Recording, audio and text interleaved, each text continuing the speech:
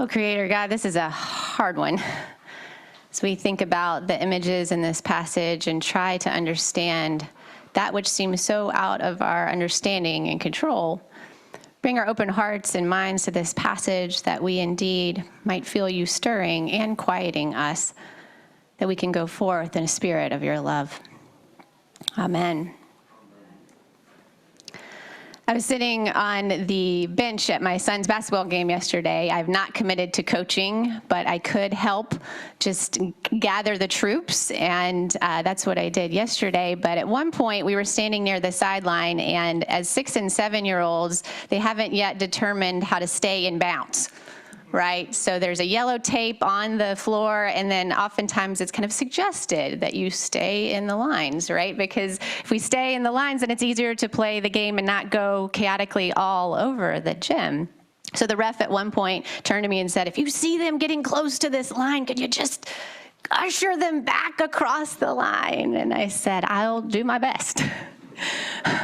And eventually, game after game, they are starting to get the hang of it, to stay in bounds, to not double dribble, to not walk with the ball, that there's certain things that you cannot do in order to play safely and as a part of the rules that are established for the game, right?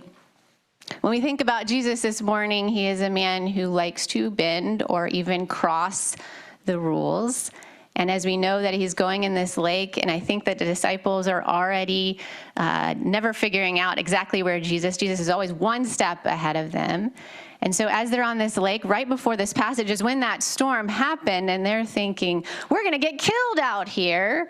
And Jesus has one more step further, says, I'm going to quiet the storm here, but we're going to go to this region of which you are not familiar. We're going to go outside the bounds. And everything that's in your spirit that says, go back to what is familiar, is suddenly pressing up into this moment for every step that they climb this cliff. And can you imagine the sounds? Maybe you hear it before you see it. The howling. The howling in this unclean space. For not only is it a Gentile region, but it's also the tombs of the cemetery where no one liked to tread and go. That is where this man has been cast to, out on the margins of society. In part, we don't know his story, in part because whatever is hounding him is too much for town. He's here, he's disturbed, he's tortured in his soul, and they hear it. And perhaps you have a gut check moment thinking about when you've been in an unfamiliar part of town, in an unfamiliar city, and you have someone who feels like they might not be safe, or something interiorly is going on with them, and they yell out to you.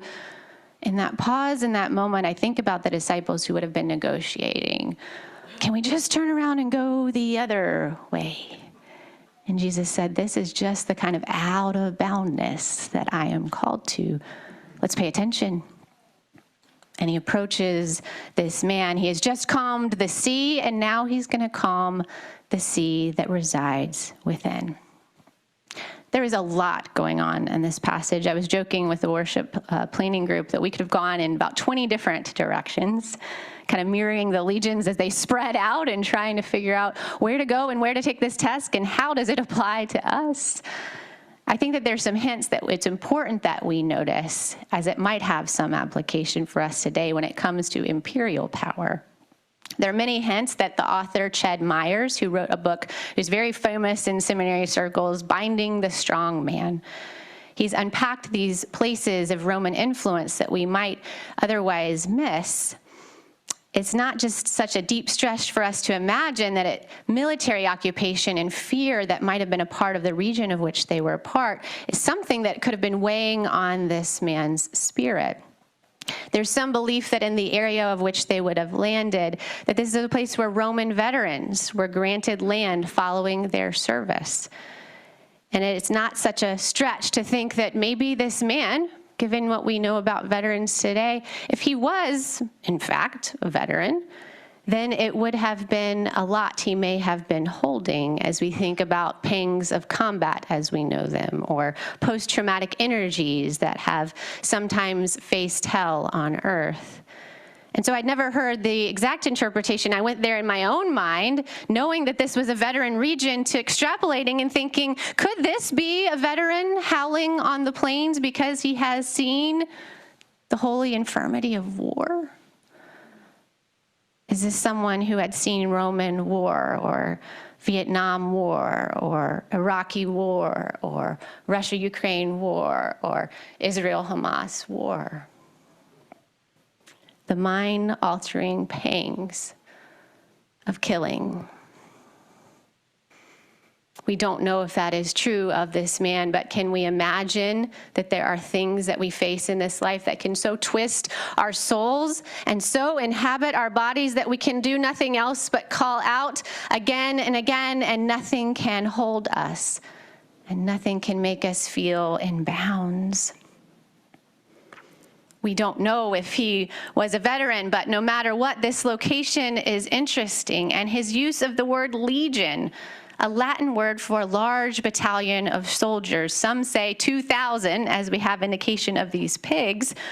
Some say even more, to get the sense that they were so voluminous that they just, how did they reside in one person? We're left fumbling.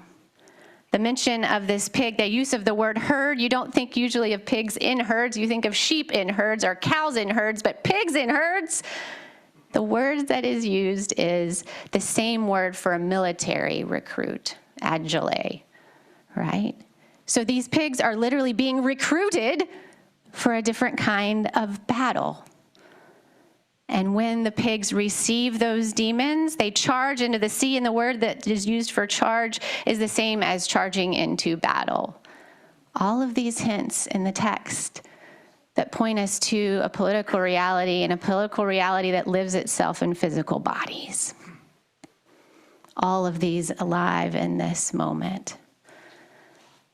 Perhaps it's as if this someone has witnessed a lot of suffering, and he has inherited a malady, or has he experienced this trauma. He's also become a social sponge. Those who fear and shackle him have thrust him, all of their angst, onto him in a scapegoating fashion. For our unsettled energy has to go somewhere. I'm going to say it again because I think it's something true today as well. Our angst and our negative energies, when they build up in us, in society, they have to go somewhere. And sometimes it's those at the margins that who disproportionately have to bear the brunt of that pain. It's interesting that the demons go to the pigs, unclean animals in Jewish tradition, but this is also a region in which pigs would have put a part of the livelihood and the economy. So that as the pigs receive the demons and go off the cliff, something has been impacted in the local economy. There has been a disruption. Jesus has gone out of bounds, not only to be in ministry with this one, but has then now disrupted the way that things are done. And as he has liberated this man, I don't think that the people are ready. As he has liberated this man, the people aren't ready, because the ways in which they are used to coping with their military occupation and the challenges of their day is no longer that vehicle, that vent, that release. He's no longer there. What are they going to do with this energy? Now the pigs are gone. Now there's no way to get the food. And now the Roman authorities out there know that there's a rippling in this region, some suspicious activity, and nothing is the same. Because even though these people aren't quite ready to grasp this reality, they say, Jesus, go home. Go get back in bounds. You've come across the sea and you are no longer welcome here. The man wants to go with him. Don't leave me here, Jesus. I want to be a part of this energy that you've got going across the sea. But what happens? Jesus says, no, you have to go home. We don't know how far home was, but perhaps it was just over the next glen. And he says, you have to go home and tell about what has happened to you here. You have to go home.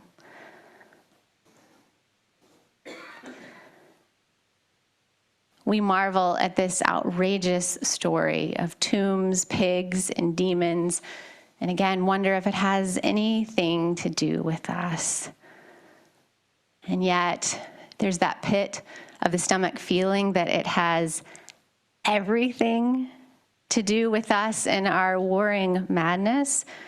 The external forces that press down upon us, and the internal things that nag and oppress and sicken us. A true legion of things that we could name, that we could hold on to. If they don't find an outlet, they will drown us and keep us in despair. I wanted to share a story that if you are Facebook friends with Dawn of our congregation, you would have seen in just the last few days.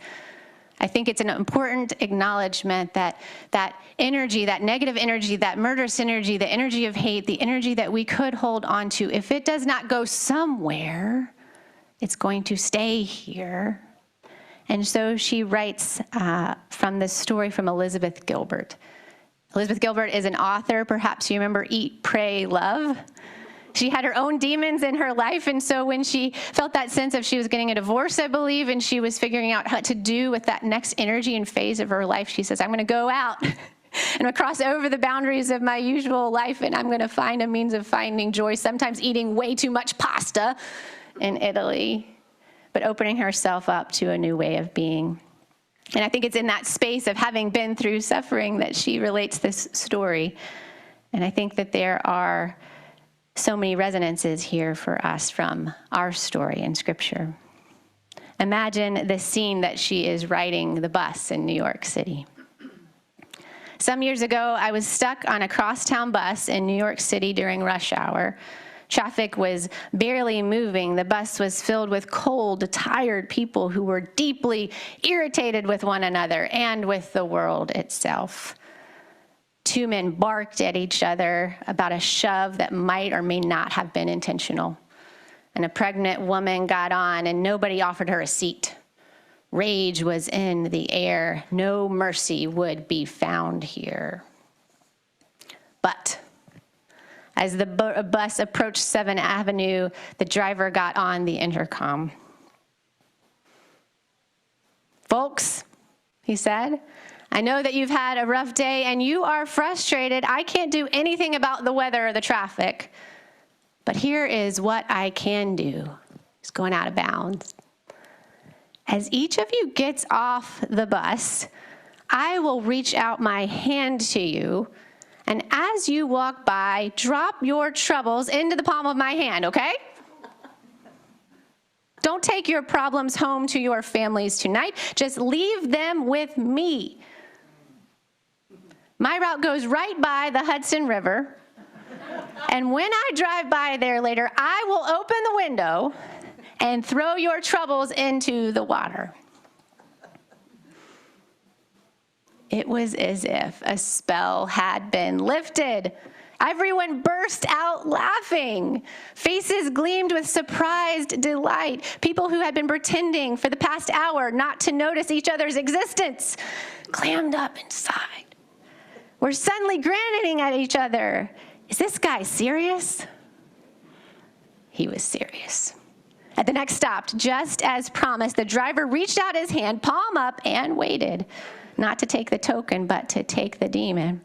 One by one, all the exiting commuters placed their hand just above his and mimed the gesture of dropping something into his palm.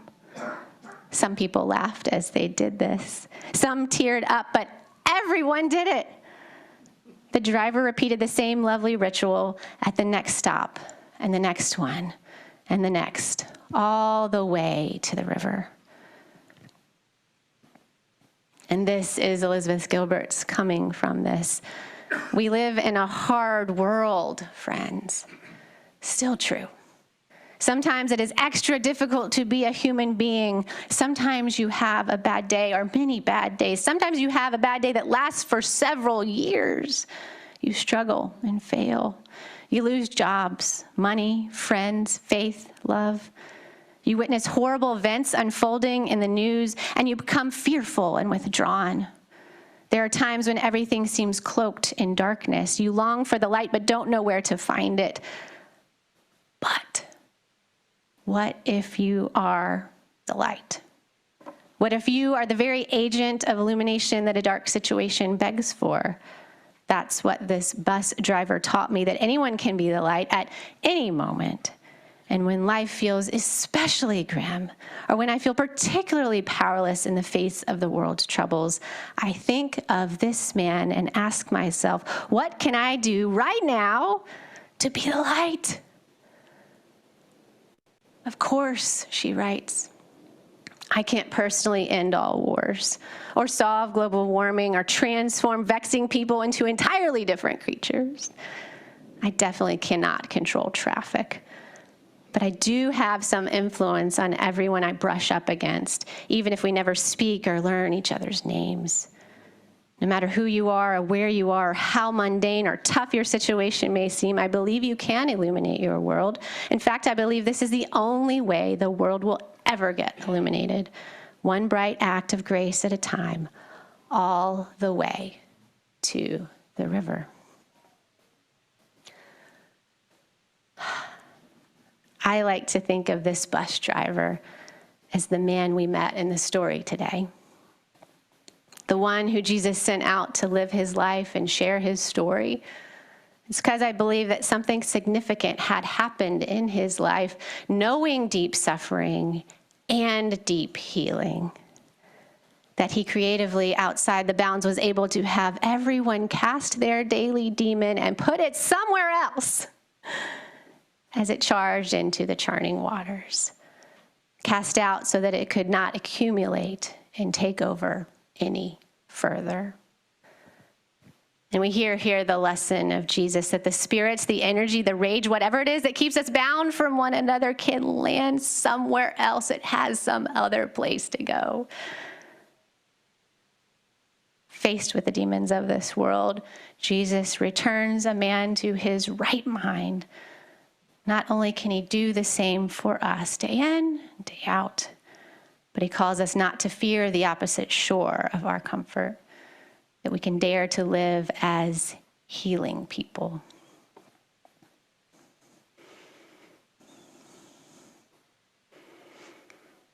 I have a charge for us. I'm not going to the Hudson River today. But in this moment of silence that will lead us into prayer and the communion table, of which we might put out our hands and receive the grace of God, perhaps there is something of which we have to let go of in order to get there with an open heart. And so stretch your imagination with me, friends. As I leave this pulpit space, I will go over to the window over by my chair. And I'm going to roll that window open. And as I roll that window open, the screen is going to perch out a little bit, and a little bit more, and a little bit more. And with that open channel to the outside, I trust that whatever you are holding on to, that you can lift it and release it, and it will travel just where it needs to go, somewhere else. Now, we don't wish it on any one being. We don't wish it on the pigs. We don't wish it on the deer or anywhere else that it might be jumping around up there. But I believe in the legion collection of our demons that it can then be transformed into the kind of energy that speaks of love, that quiets us, that says, peace, be still. Take a moment in this silence. And if you feel so called, perhaps with your palm outstretched at home or here in house, perhaps after our gathering today, you at home will open up the window or the door of your own dwelling and trust that you can too let it go. We'll take just a moment now. I will crank open the window. And then we'll move into a time of prayer.